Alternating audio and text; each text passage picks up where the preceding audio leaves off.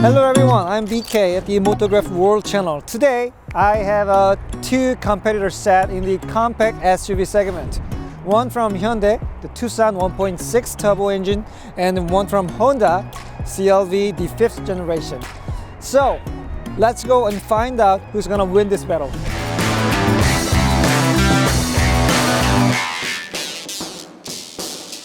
The first generation of the Honda CR-V is known to be influenced by the Kia Sportage's first generation in the US. And at the time, actually this CR-V was based on the Honda Civic sedan type. Front end headlamps and the grille set and the bumpers, they are very similar to Honda Civic nowadays. On the other hand, it's fully changed the new generation of the Tucson, and its design is very striking. So if you ask me about who is more handsome, no idea. The overall silhouette is quite CR-V-like. They have a very similar DLO lines compared to the previous generations. This one looks much sportier because it has a very short and aggressive overhang to the front and to the rear. And the total area of the opening of the trunk hatch is different. As you can see, the CR-V has larger area of the opening, and it will be much easier to put the cargos in. Both cars are equipped with this electric tailgate, and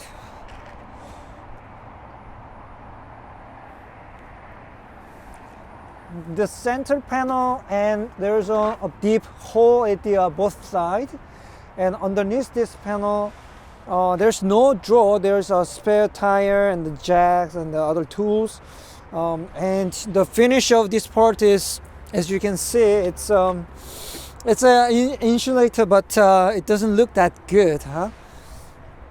And there are two levers on both sides, so you can fold the seat with this lever easily.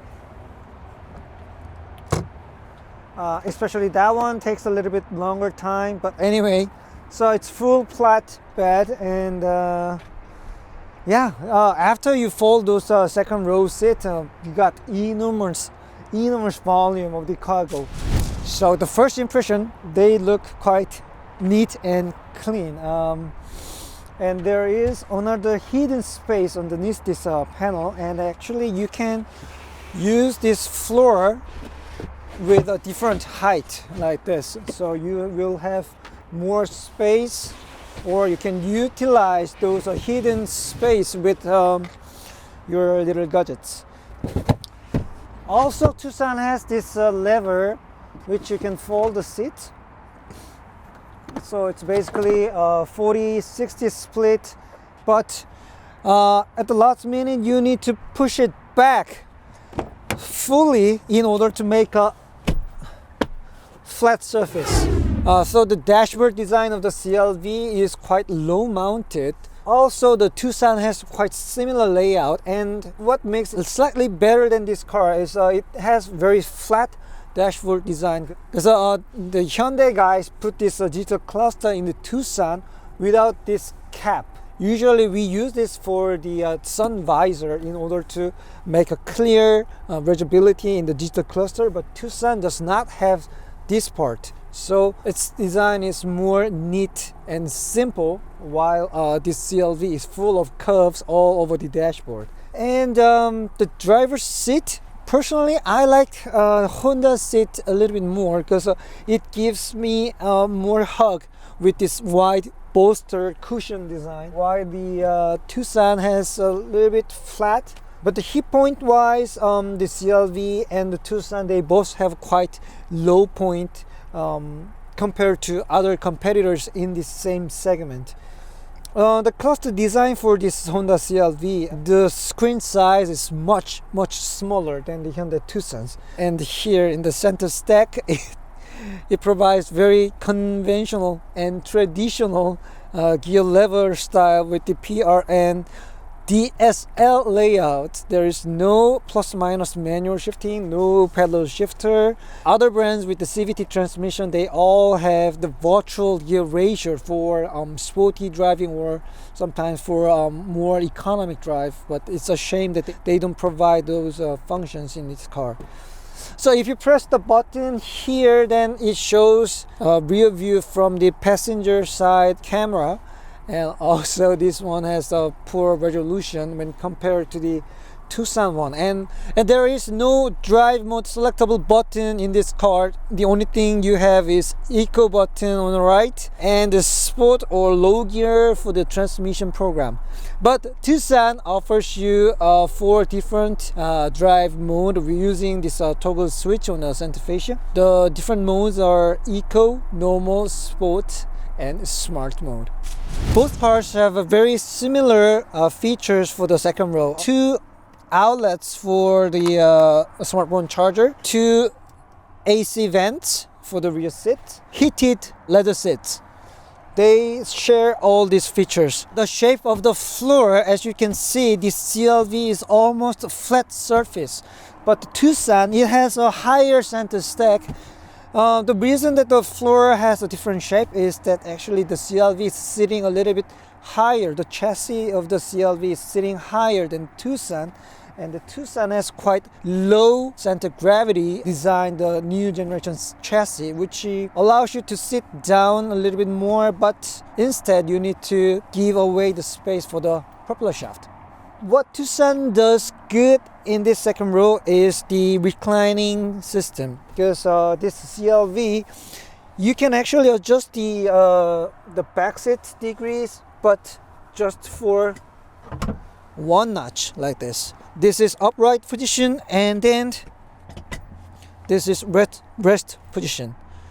But Tucson will give you 13 different positions for this reclining angles, and which is fantastic, huh? So what we're gonna do is a little off-road testing. It's more about all-wheel drive torque distribution response. I know that none of these cars have a proper transmission system for the off-road. It's CVT for the CR-V and the dual clutch transmission for this Tucson. None of them are ideal transmission for the off-road.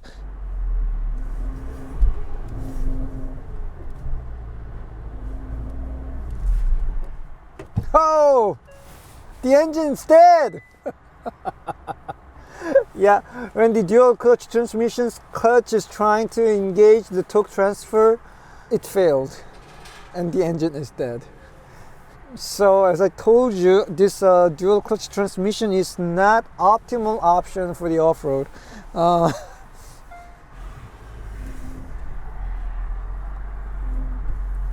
Okay.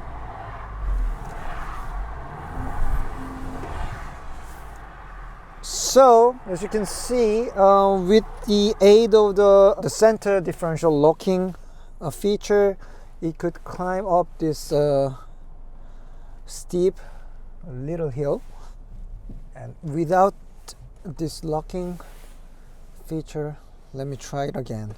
Now it's full normal mode, drive mode smart, non-locking, just drive, ESP on, and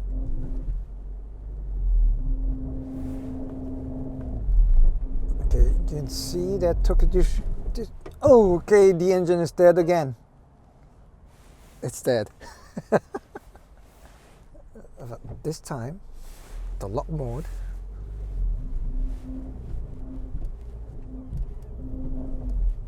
It goes up like this. Whoa! I guess it's done for Tucson. Then I really wonder how CLV will handle this. Okay, now it's time for Honda CR-V. It doesn't have all-wheel drive locking button, so I will just leave it in the low range gear position, and every electronic stability control is on. I have absolutely no idea what's gonna happen, because I never tried this kind of hill climb challenge with the CVT transmission, but okay, so I can feel that the wheel is spin, and I can hear the ABS kicking, so you can see that the distribution is evenly divided into all wheels, but it cannot make trust. Okay. Low gear again.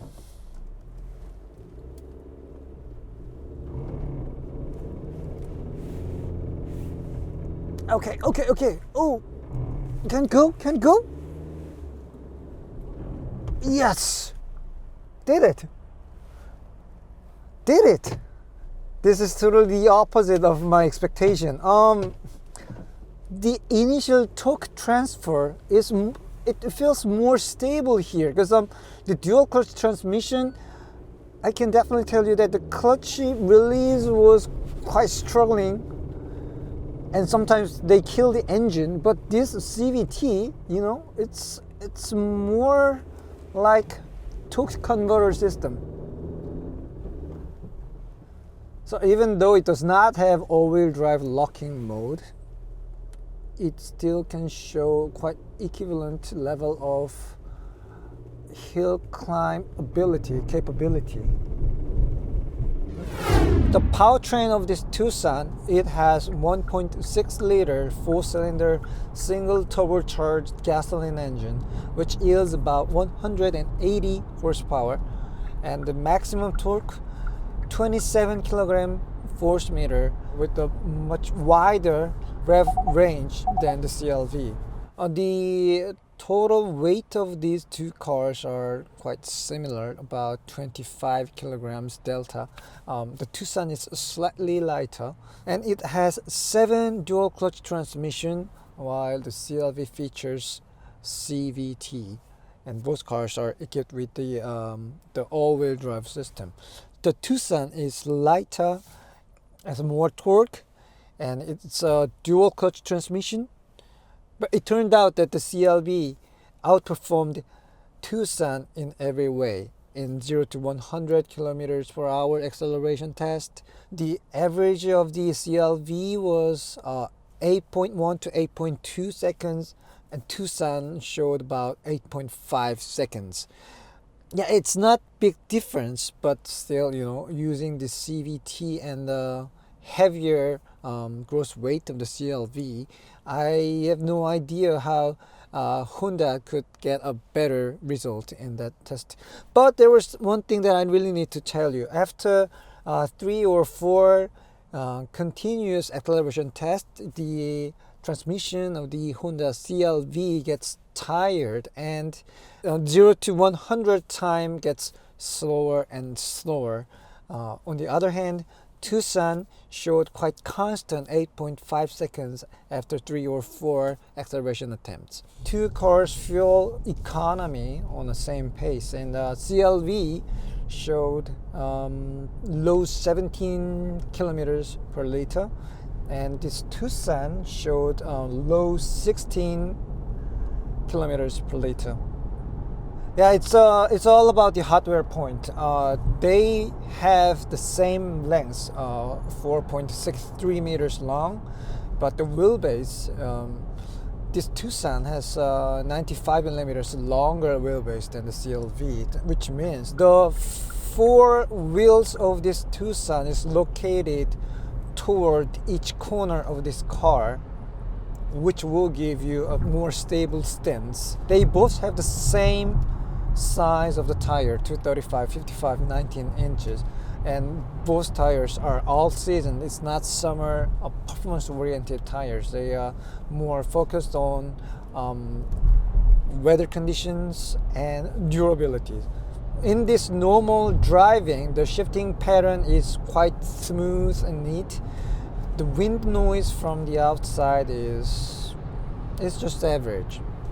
The ride comfort is quite excellent, even though it doesn't have any adaptive damping control system, but it is well balanced between the handling and ride comfort. There's a very little whining noise from the transmission. The entire cabin is pretty quiet, so you can actually hear some whining noise from the transmission. Okay, then I will switch it to the sport mode, and this is where the dual clutch transmission will reveal its real strength.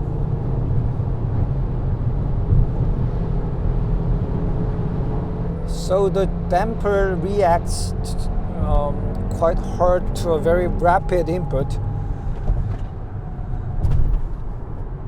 Yeah, there's no change in the damper setting, even in the sport mode. It's quite pleasant to drive. But I really need to tell you that this one doesn't feel like it is 180 horsepower. It should have more punch.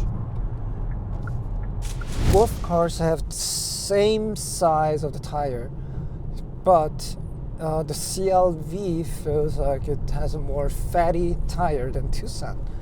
It feels like it has a larger contact patch, and what makes it really surprising is that the basic handling of this car is slightly neutral to oversteering. It's not understeering on near the maximum grip level. It's quite joyful to handle the car on the corner. On the other hand, the Tucson shows gradual understeer. But this car, the CLV, the front grip is very stable and the rear grip is the level that's something that you can play with. So it's I really want to keep this car turning and turning and turning. Yes.